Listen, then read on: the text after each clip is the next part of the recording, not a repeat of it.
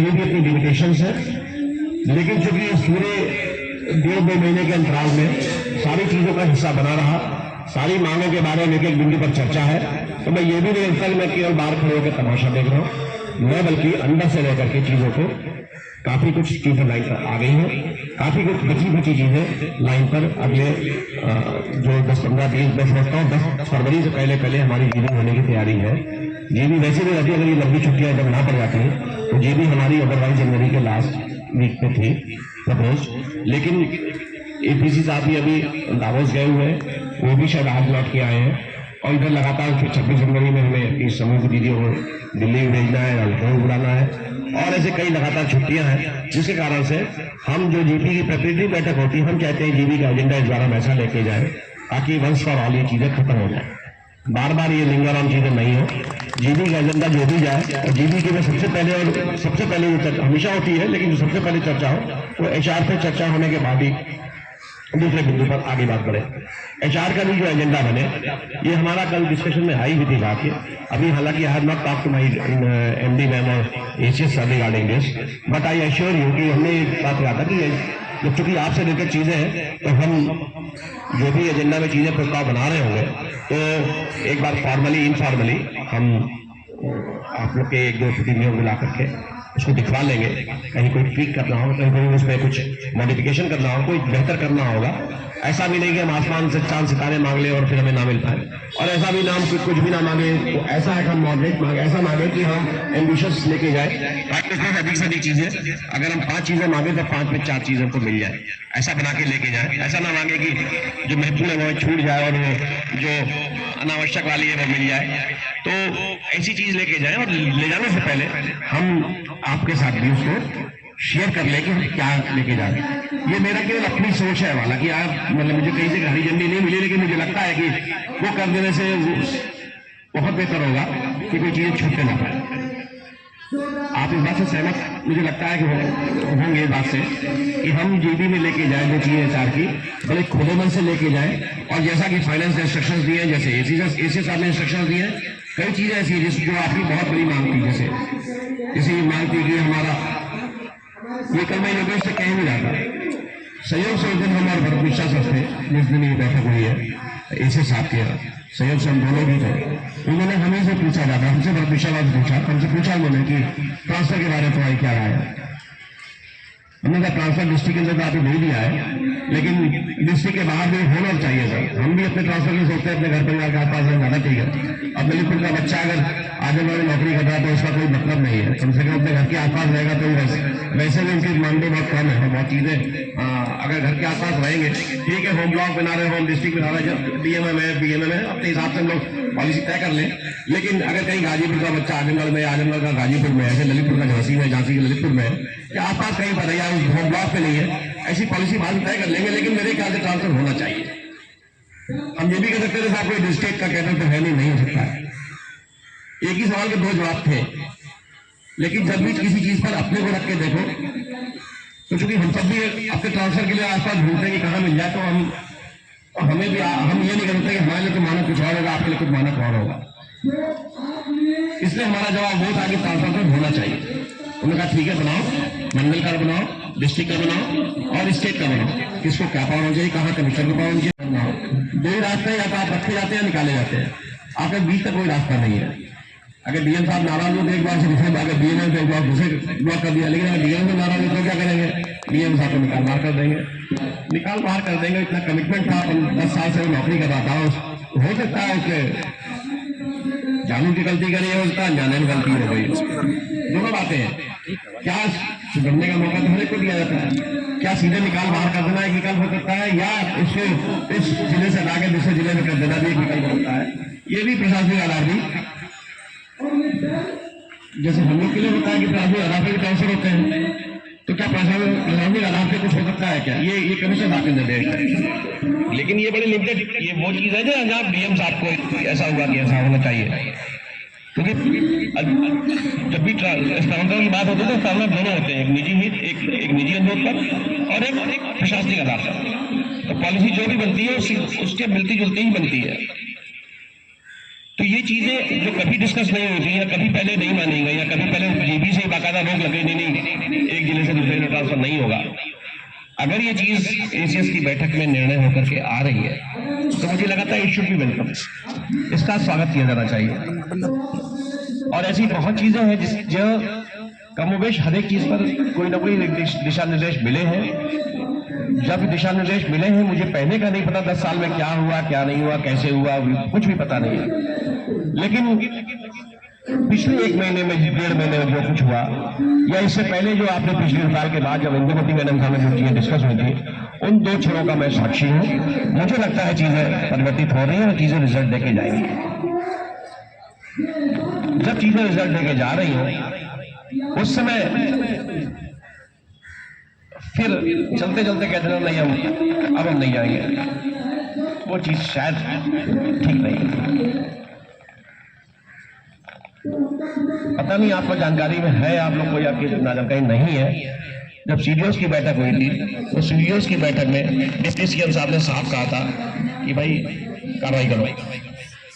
जो भी उस समय इंप्रेशन रहा हो, जो भी बातें हैं साफ साफ आता था। डिप्टी सीएम साहब ने कहा था कार्रवाई करो, एसीएस साहब ने कहा था कार्रवाई करो। कई ऐसे मौके हैं, सब चीजें पता है, हम उन चीजों को दोहरा करके आपका मन व्यथित करना नहीं चाहते। चीजें दोनों चल रही हैं, चीजें दोनों हैं। बेहतर है जब चीजें हमारे हक में जा रही हो, और पता नहीं क्यों मुझे इस बात का कम से कम इस समय 80% विश्वास है कि चीजें हमारे हक में जा रही हैं। अब आप कहेंगे 100% क्यों नहीं है? मुझे बढ़ते बढ़ते जैसे जीबी नजदीक आएगी, जैसे हमारा प्रपोजल बनेगा वो 99% में कन्वर्ट हो जाएगा, और जिस दिन जीबी हो जाएगी 100% कन्वर्ट हो जाएगा। लेकिन चूंकि अभी हमने प्रस्ताव बनाया नहीं है, प्रस्ताव बनाया जाना है। जितना अच्छा प्रस्ताव बनेगा, जितना अच्छा खेत जोत दिया जाएगा उतनी अच्छी फसल होगी। तो खेत जोतने में हम लगे हुए हैं, अच्छी फसल तैयार हो इसके लिए लगे हुए, उस पर आप सबका सहयोग चाहिए। अगर अभी आपने उसको प्रति डाल दिया, छोड़ दिया, तो बंजर होते देर नहीं लगेगी। मैं कल भी लगभग 1-1.5 घंटे हम लोग की बात हुई रात में। हम इस बात में आपको आश्वस्त कर सकते हैं कि जहां तक 2 ही मुखिया हैं विभाग के असली, वैसे तो 3 है। जीबी में तो सबसे बड़े एपी साहब है। अगर रूटीन में 365 दिन की बात करें तो डिप्टी सीएम साहब, और उसके बाद हमारे एसीएस साहब ग्राम विकास, फिर क्रियान्वयन के लिए एमडी मैम है, कमिश्नर साहब है, एमडी मैम है, लेकिन विभागाध्यक्ष के रूप में एसीएस साहब है। और एसीएस साहब इस पूरे मसले में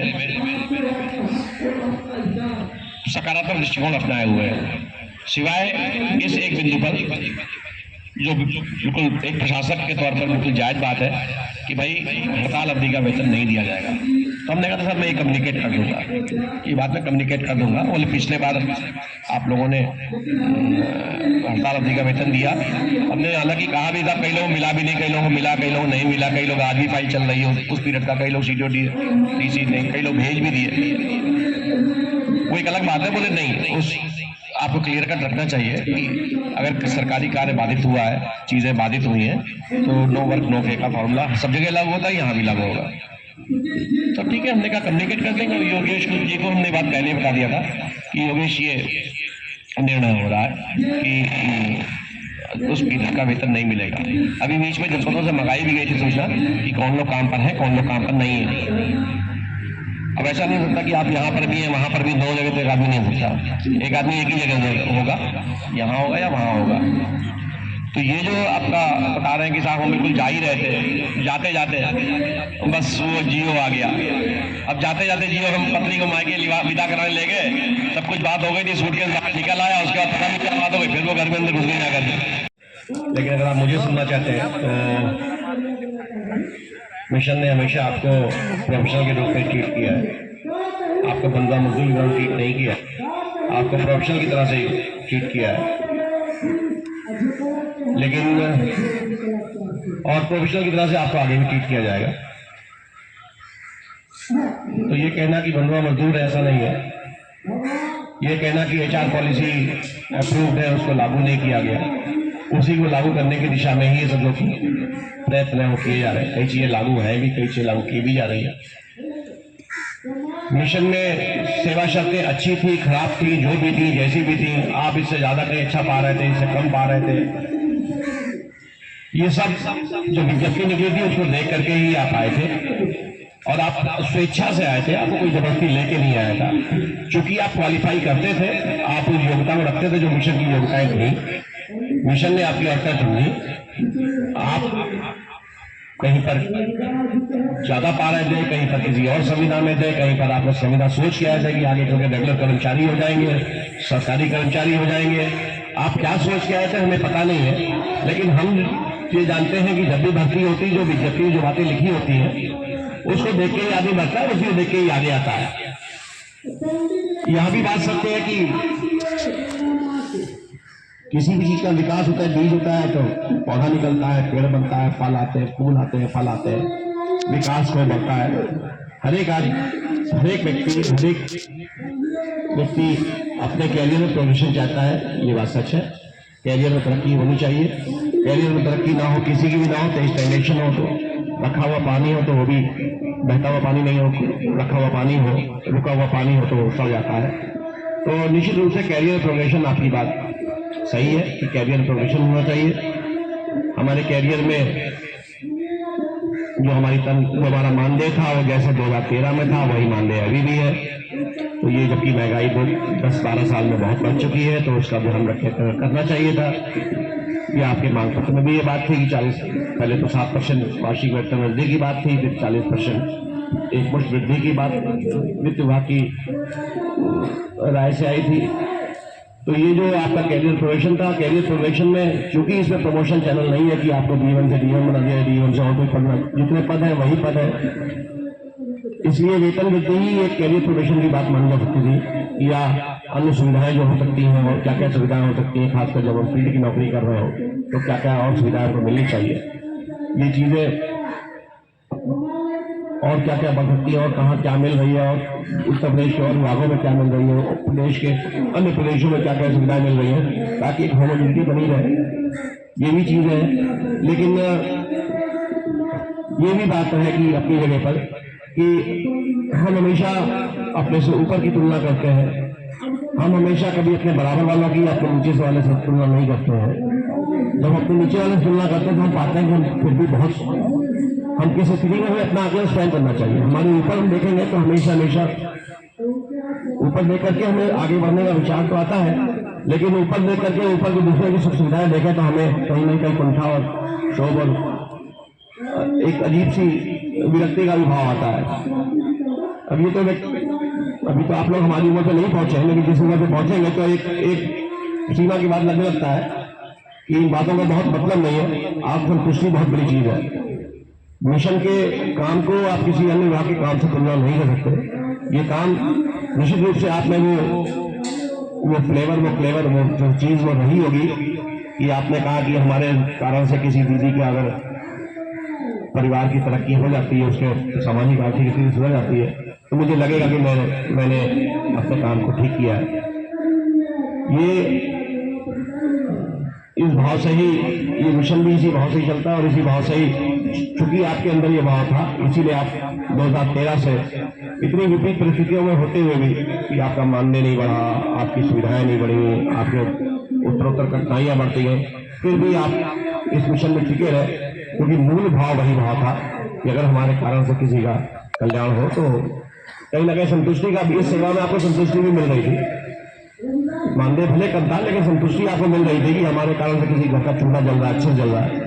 तो शायद ये भाव रहा होगा सब में, तभी आप 10 साल से भुके दिए। नहीं तो आप कोई इससे अच्छा फल मिले रहे होंगे जरूर, लेकिन आप जिनको जाना था चले गए, जिनको नहीं आना था या बराबर अवसर थे वो नहीं गए। तो एक शायद ये भी कारण रहा होगा कि संतुष्टि, आपको इस काम से संतुष्टि मिलती नहीं होगी। दिस इज बिकॉज ऑफ दूसरी basic reason you are here. लेकिन केवल संतुष्टि से पेट नहीं भरता, ये बात सही है कि केवल संतुष्टि के लिए हम समाज सेवा करने तो नहीं निकले, पहले अपना कल्याण होगा तब तो हम समाज सेवा कर पाएंगे। हमारे का नहीं पता, पिछले 10 साल का नहीं पता, उसी का ही कारण से ये पत्र जारी हो रहा है कि उसी कारण ये जो पत्र की भाषा है ये कमोबेश अक्टूबर 2022 का ही रिफ्लेक्शन है एक्चुअली, अदरवाइज नहीं होता। अगर अक्टूबर 2022 में या कोई निर्णय हो गया होता है, आपको दोबारा नौबत नहीं आती है। अक्टूबर 2022 में अगर आपको वेतन मिल गया होता बिना काम करे, मिल गया, जैसा कि मिल गया, कई लोगों को मिला है, नहीं आपको नहीं मिला, एक अलग बात है, लेकिन शासन ने ये जो पत्र जारी किया वो इसीलिए जारी किया कि पिछले बार भी वेतन मिल गया था, इस बार भी वेतन सीधे डीसी बना के भेज देंगे, ना सब काम पर है। कहीं कोई क्लैरिटी नहीं है कि कौन काम पर है, कौन काम पर नहीं है। सूचना मांगी गई थी कौन काम पर है, कौन काम पर नहीं है। जब तो सूचना भेजी कि हाँ हम काम पर है या ये लोग काम पर नहीं है, ये क्लियर आया शासन से। हम सारी बातें मान रहे हैं, सब चीजें मान रहे हैं, लेकिन ये भी बात मान रहे हैं कि अगर जिसने जो हड़ताली अवधि का वेतन नहीं दिया जाएगा, इस पत्र की भाषा केवल यही ही है मात्र। इसके आगे पीछे की जो बातें हैं, अगर आप उस पर बहुत ज्यादा सोचेंगे, और ये बातें योगेश को पहले से ही पता थी और आप सबको पता थी, हम काम पे जा रहे हैं, कोई आवश्यक नहीं हमको, अगर हम हड़ताल पे आ रहे हैं कोई आवश्यक नहीं हमको इस पिछले बार की तरह इस बार वेतन मिल जाए। इस बार यही निर्णय है कि जो लोग नहीं है हड़ताल पर है, उनको उस अवधि का वेतन नहीं मिल जाए। बस इतनी ही बात है, नो वर्क नो पे।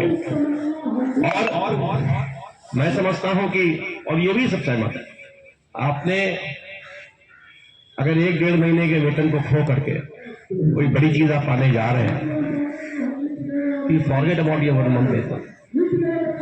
आपको 1 महीने के वेतन को भुला देना चाहिए।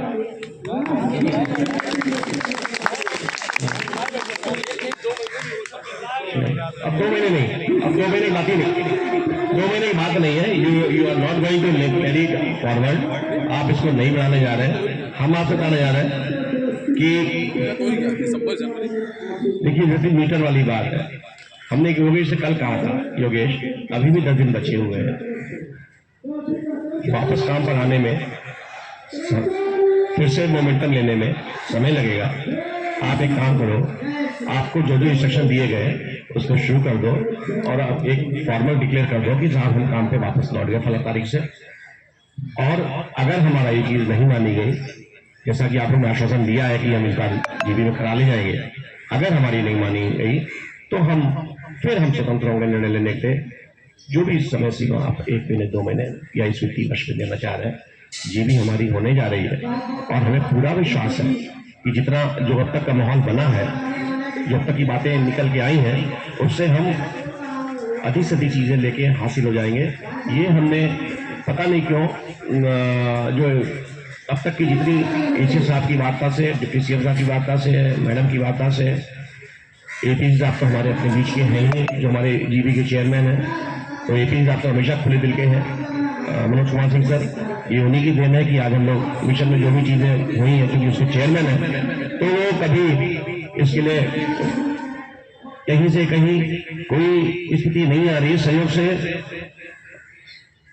हम सब भी आज की तारीख में जो भी एमडी के नीचे के अधिकारी हैं, वो सब खुले मन के अधिकारी हैं। किसी के मन में कोई निवास नहीं है, सिवाय इस बात के कि इस हड़ताल की अवधि में कई लोगों ने बहुत ज्यादा व्यक्तिगत आक्षेप लगाए हैं। और वो चीजें किसी को भी, अगर आप गार्जियन कहते हैं तो गार्जियन को फिर वो आहत करती है। लेकिन किसी बड़े लक्ष्य के लिए छोटी चीजें अगर है, कुछ अपना स्वयं का मान सम्मान कुछ नहीं होता। अगर समुदाय का कहीं कोई मान सम्मान बढ़ रहा हो तो हमेशा समुदाय के बारे में सोचना चाहिए। इस दृष्टिकोण से ही मैं आपको ये बताना चाहूंगा, जब सब कुछ चीजें तय हो गई, कार्मिक हमने आनंद फानंद में 10 मिनट के अंदर लिखवाया। योगेश ने कहा था आप हमें कुछ लिख के दीजिए ताकि हम अपने साथियों को जाके बता सके। आप 3-4 लोग यहाँ पर वहां पर आए थे, तीनों साथी, सभी बातें साक्षी है। इवन आपको जो अंदर इंटरेक्शन हुआ है एसीएस सर के यहाँ, उस सब में संतोष गुप्ता जो हमारे स्टाफ अफसर है, उनसे भी आपको जानकारी हुई है कि क्या क्या इंटरेक्शन हुआ और क्या क्या हम लोग का फीडबैक था। मैं समझता हूँ रात में कल हमने लगभग 1.5-2 घंटे हमने योगेश से फोन पे बात की है। मुझे किसी ने कहा नहीं कि आप बात करिए या कर लिए, मुझे केवल ये कि एमडी ने कहा कि ठीक है आप जाइए। मैंने ऐसा भी नहीं मैं स्वेच्छा गया हूँ, मैंने केवल अपनी मैम को बताना चाहा, बोले मैम मैं जाना चाहता हूँ, मेरी इच्छा है कि मैं जाऊँ। जब सब बातें तय हो गई, फिर ये अब क्या बात रह गई है, क्यों नहीं कन्विंस हो रहे हैं, क्यों नहीं इनके मन में क्या बात आई है। और ये एक बात मैं चाहता हूँ कि उनके बीच में जाकर के बैठ के सुन के आऊँ। ठीक, तब तो हम दूसरे का चूल्हा जला नहीं सोच पाएंगे, ये भी बात अपनी जगह सही है। किसी कारण से आप अपनी मांगों को लेकर आंदोलन रखे। मैं फिर से इसलिए सवाल कर रहा हूँ क्योंकि हम लोग को ये इम्प्रेशन था कि शायद अब सब बातें सुलझ गई हैं, और आपस से कौन 3 लोग आते उमेश है कहाँ?